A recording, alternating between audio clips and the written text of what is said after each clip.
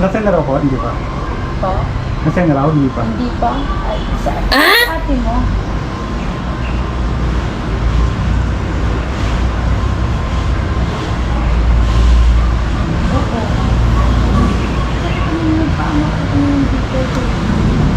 Hindi naman sa atin yung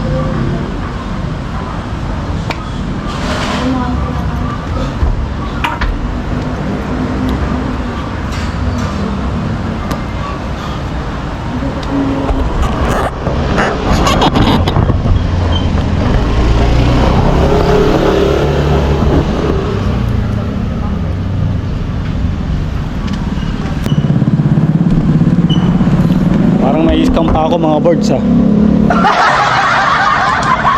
Na Gcash payment daw. Ayun siya oh. Ang babae na yan. Ang layo-layo na sa Bacoor ko ngayon. Kuya, pwede isisend ko na lang kuya. Ano oras po, ma'am? Po kita. Ano oras? Alas 4 po yung out niya eh. Nag-aantay ako ng 4. Ano, time na lang alas. Basta may sisend nyo sa akin. Oo, andito naman yung ano mo. Oo, kundi may ipopost ko kayo. Sige. Okay, kuya. Ano niya, number niya, hindi niya nakakuhaan niya kasi kanina.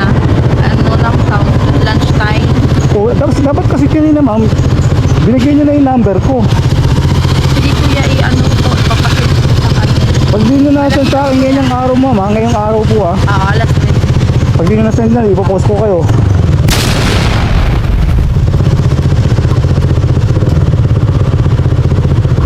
Ayun sa mga birds oh. Send mo yan. Pag yung sinend sa akin na, ipopost kita ma'am. Pakita ako yung mukha mo. Pakita nga bahala mo sa akin.